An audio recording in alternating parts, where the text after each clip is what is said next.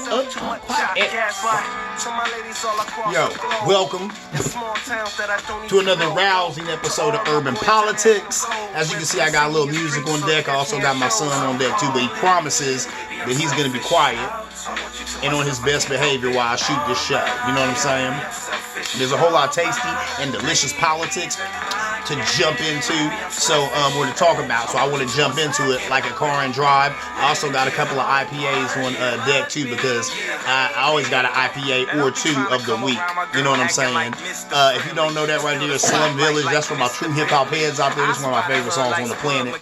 So I said, why not open the show with it? I don't have the rights to this song, but oh well. You know what I'm saying? Great artists, good artists borrow, great artists steal. There it is. But without further ado, let me jump right into it like a car and drive, because there's all types of tasty and delicious politics to sink our teeth into. Number one, we're going to talk about the November ballot. The ballot is coming up in November.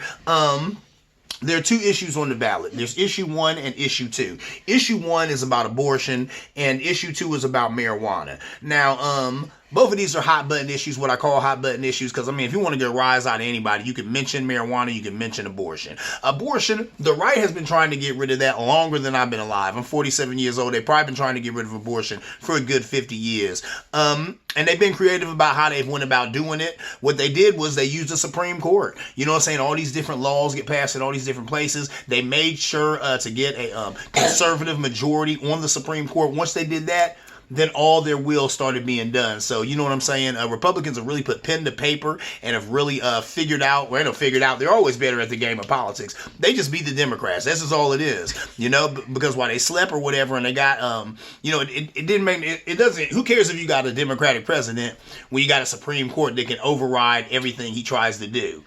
You know what I'm saying? Which kind of happened to Barack Obama, which did happen to Barack Obama, which is happening to Joe Biden right now. So it TI is what it TI is. You know what I'm saying? Politics is that kind of game. You can't sleep on any side of it, because just as you're beating them over here, they're getting in on this side. And then when you go over here and take care of this side, then they come in from this side. So that's the political game. The Democrats need to get hit. Issue 2 is marijuana. That's passing. That's just going to pass. It just is. We're at the time now to where it's already pretty much legal. I mean, they got these dispensaries all over the place. They're all over the place here in Columbus, Ohio. There's one up the street from me. There's one on Main Street. There's one everywhere. There's one in your backyard. The federal government, they still have, I think marijuana is still labeled as like a top tier drug. I mean, maybe like one of the top 4. I mean, up there with like heroin and cocaine and such. Everybody knows it shouldn't be up there, but it is. But the federal government is not going to come here to Columbus, Ohio and bust somebody at a dispensary, because that's just not how this thing goes. States have rights. Ergo, a lot of these states have voted to make marijuana either legal for medical purposes or recreationally. These states have been cashing in. I think, Colorado, Denver, they were the first kind of in the beginning there to do it. And I think they had profits in the billions within like the first quarter. I think a quarter is 3-4 months? They made $1 billion in 4 months. What else makes $1 billion in 4 months but marijuana? So there's, I don't know too many states who don't want bread like that, including Ohio, including DeWine, you know? He's a conservative. He's a Republican. And I had reported on the show last week how a lot of these guys, you know, they're scared of their own shadow, and really all they live to do is keep their job. So they're going to say, well, if it passes with 51% of the vote, we might want to tweak it and change it a little. But if it passes with 70% of the vote, then we're going to leave it alone. It's like, man, well, all these guys are doofuses. They're lames. They're beta males. You know what I'm saying?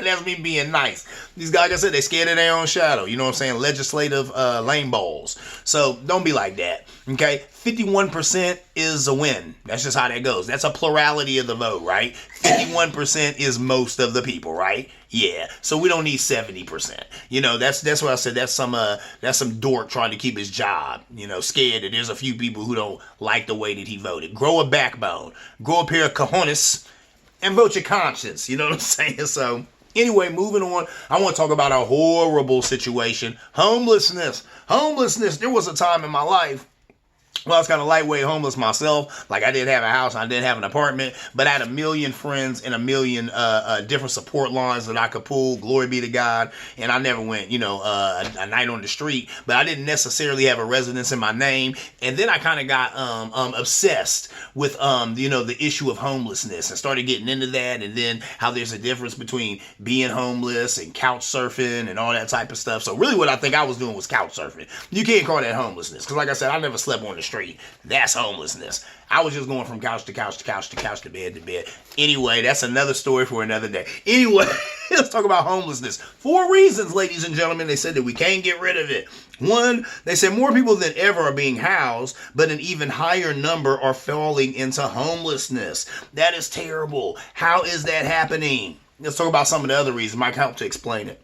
Number 2, they said rents are out of reach for many, and millions of affordable places have disappeared. That is so true. I can remember a zillion years ago when I was in my 20s, I think my first apartment might have been $350 a month.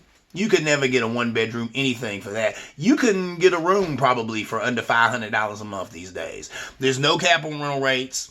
And a lot of these men and women who are landlords or whatever, I'm guilty of it too when I owned houses. Well, no, not really, because, I wasn't going to be raising rental rates. If anything, I was lowering rental rates trying to get renters. But anyway, a lot of these guys, they can put whatever rate they want to on this unit, and whoever wants to pay that can pay it, and then they can raise it if they want to. And there's no cap on these rental rates. You have people who work 40, 50, 60-hour weeks, but they still can't afford to live.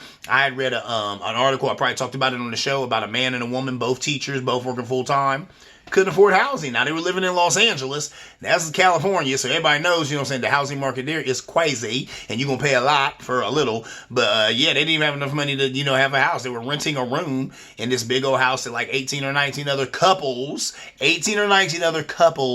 were renting rooms in this big old house that had about 18, 19 rooms. So that's where we're at in this country. Like I said, these are men and women working 40-hour weeks, but they can't afford to live. I believe it.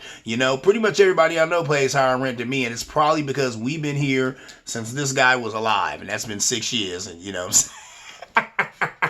so maybe we're just grandfathered into some decent rent. But anyway, number 3, zoning laws and local opposition make it hard to build housing for low-income renters. That's right.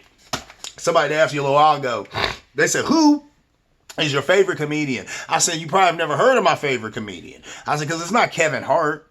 It's not even Richard Pryor. It's not Eddie Murphy. I love Richard Pryor. I love Eddie Murphy. I love Rudy Ray Moore. Okay. I love Red Fox. But my favorite comedian is George Carlin.